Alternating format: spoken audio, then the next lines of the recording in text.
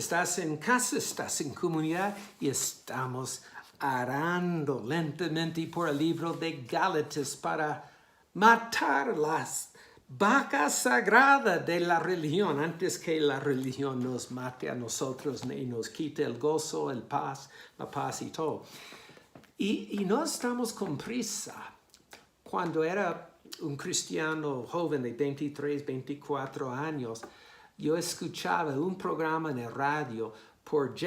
Vernon McGee, y era como algo de la Biblia, y cada día él decía, ya vamos a subir el bus bíblico, pero es un bus viejo y no andamos velozmente. Pero nosotros estamos andando por las Escrituras hoy aún más lentamente. Nos hemos bajado del bus y hemos subido un burro.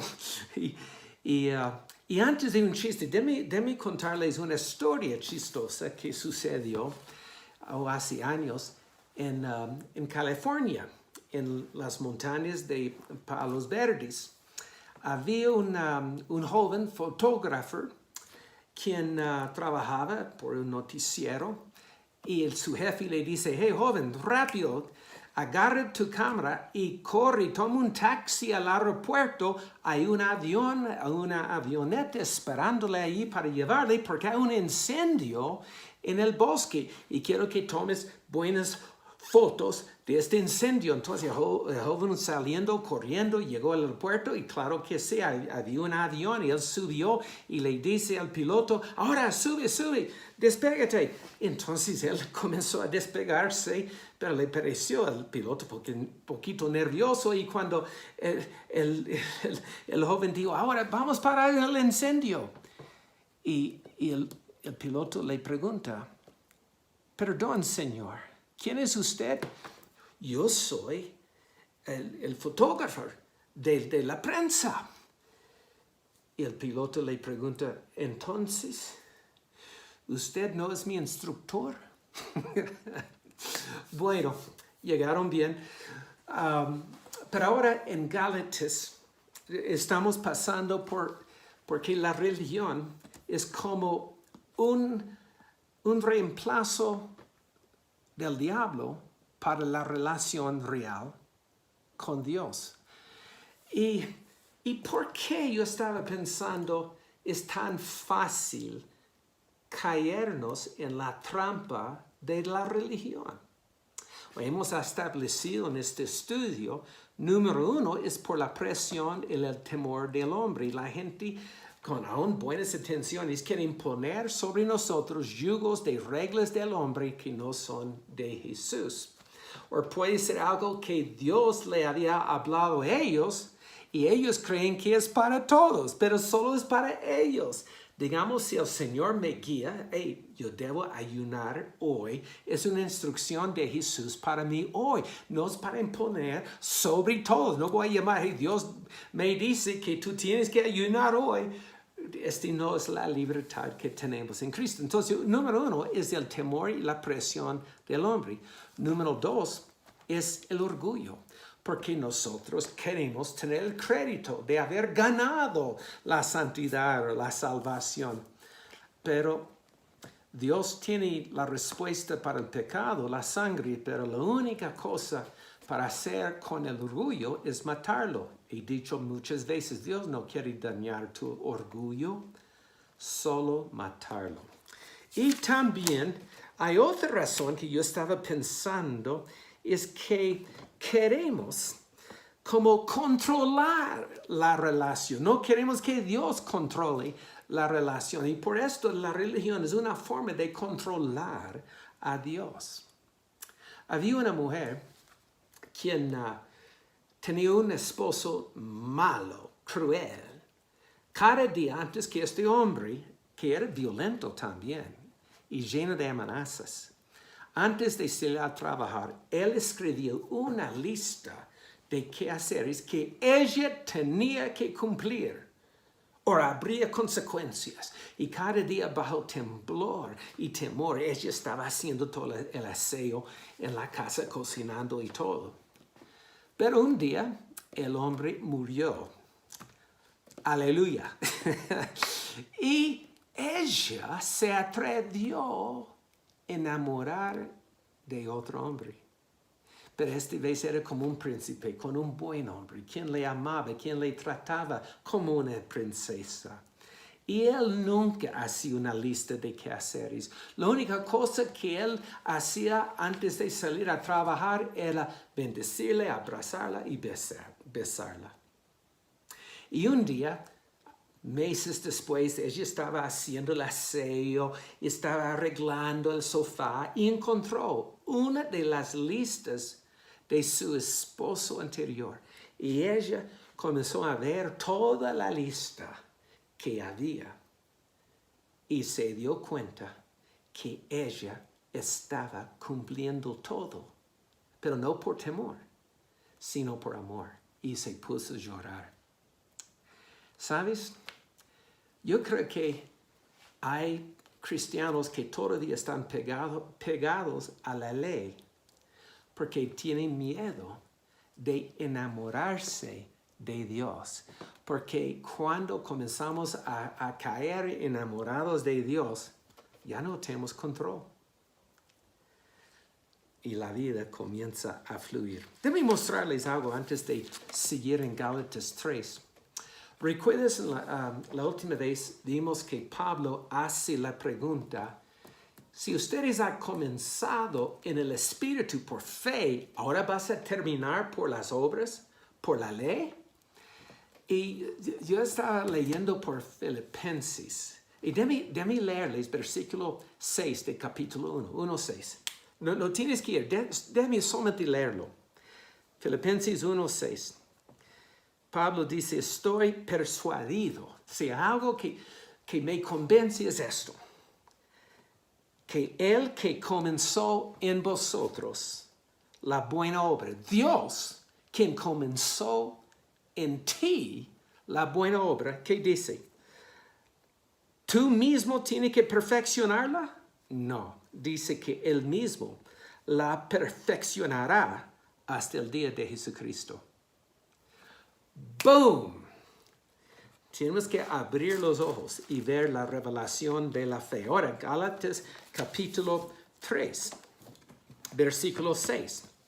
Ahora Pablo está hablando de los judíos que conocen bien el Antiguo Testamento. Así, versículo 6, Abraham creyó a Dios y le fue contado por justicia. Dice eso en Génesis 15. De una, no por sus obras, porque estás leyendo antes de la vida de capítulo 15, en la vida de Abraham había hecho algunos errores, algunas cosas vergonzosas. Gracias, Señor, que mi vida no está registrada en la Biblia, como yo no tengo que leer todos mis pecados en las Escrituras como David y Abraham y Pedro y todos. Pero dice que le fue contado. La palabra contado en el griego es como un término de contabilidad. Es como es lo que está registrado en las cuentas bancarias. Una vez yo recuerdo que estaba revisando mi cuenta bancaria en los Estados Unidos y sabía que yo estaba ya llegando al fondo y tenía miedo que no tenía más plata para el mes. Había mucho mes en poco plata. Y alguien que no sabía, alguien había enviado $2,000. Era una donación, era de una persona con quien no ha hablado por años y Dios le despertó para enviar esta bendición. Y cuando leí en mi cuenta bancaria que yo tenía $2,000, lo creí. Y existió. En la misma forma, creemos en Cristo y ya está transferido a nuestra cuenta la justicia de Dios. Y dice, versículo 7, sabed por tanto que los que son de fe, estos son hijos de Abraham. Ser un hijo de Abraham no es un asunto de ser parte de la sangre judíaca. Es por la fe que estamos injertados en la fe de Abraham. Las escrituras prediciendo que Dios había de justificar por la fe a los gentiles, dio de antemano la buena nueva a Abraham, diciendo, en ti, Abraham, en tu fe serán benditas todas las naciones, incluyendo a Colombia. De modo que los que son de fe son bendecidos con el creyente Abraham. Porque todos los que dependen de las obras de la ley están bajo maldición. Recuerda esto, bajo maldición. Pues escrito está, maldito todo aquel que no permaneciera en todas las cosas escritas en el libro de la ley para hacerlas. Y yo sé que hay mucha gente que ha intentado de cumplir toda la ley. Pero bienvenido al club de pecadores. Que por la ley ninguno se justifica para con Dios. Es evidente, recuerda esta palabra, porque el justo por la fe vivirá. Y dice por la fe el justo vivirá 4 veces, 2 veces en Habacuc, en Romanos y también aquí mismo. La fe no es como un evento, es una vida, es un estilo de vida, es una forma de respirar. Por la fe estamos viviendo. Y dice, la ley no es de fe, sino que dice, el que hiciera estas cosas vivirá por ellas, por las leyes. Pero Cristo nos redimió de la maldición de la ley.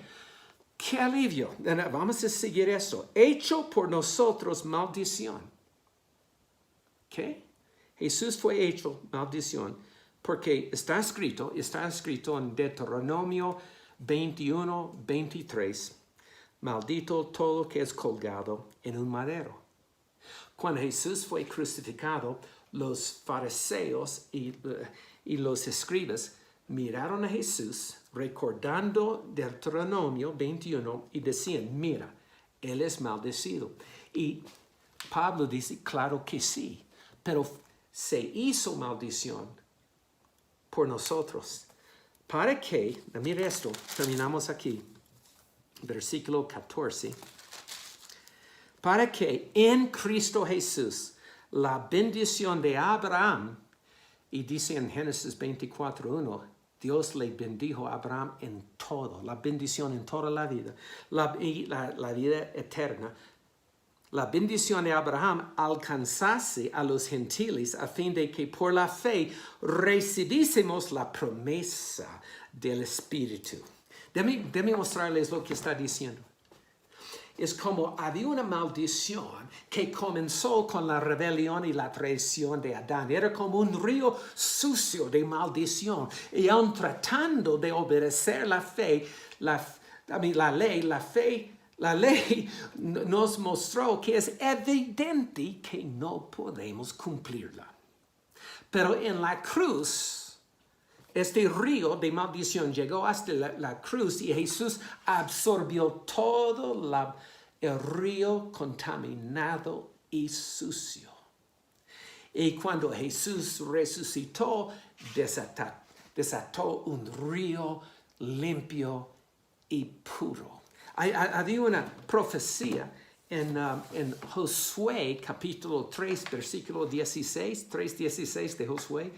Cuando ellos pasaron el río Jordán, dice que Dios paró las aguas hasta la ciudad de Adán. Eso es como una profecía que en la cruz, para cruzar en la tierra prometida, Dios paró el río sucio desde Adán. Y en Jesús, la nueva raza, Jesús ya desata un río del Espíritu de vida. Y como dice en el Salmo 46, hay un río que alegra la ciudad de Dios. Este río de los cielos existe, está fluyendo ahora. En Salmo 46, versículo 4. Y termino con esta historia. Hace como 8 años, Kathy y yo estamos en una iglesia en Panama City, Florida, predicando. Y en la noche, después de ministrar, yo tuve un sueño donde yo vi el papá de mi mejor amigo John Campbell, Mr. Campbell, y en el sueño lo vi en medio de un bosque y él tenía un traje, como él siempre. Cuando él llegaba a la casa, aún los sábados, él tenía un traje puesto con corbata y todo. Pero en el traje, él estaba parado en medio de un río hasta arriba de las rodillas. Y yo vi la cara de Mr. Campbell sonriendo. Porque cuando yo recibí a Jesús, comencé a tener una amistad con Mr. Campbell por su fe en Cristo. Y realmente había un amor muy lindo entre nosotros. Entonces yo tenía este sueño en la noche. El próximo día me llamó mi amigo John diciendo que su papá había muerto de un infarto. Entonces, y después, la hermana me llamó. Dice, oh Andrés, estamos preparando el entierro. Y yo le dije del sueño de ver a su papá en medio de un río. Y cuando yo le dije esto, ella se puso a llorar por el teléfono. Dice, Caro, ¿qué está pasando? Y ella me dijo, no vas a creer, pero el salmo favorito de mi papá era el Salmo 46. Hay un río que alegra el corazón de la ciudad de Dios. Hay un río, es real, está fluyendo. Gloria a Dios, no es un río de la ley, es un río de la vida. Les bendigo. Chao.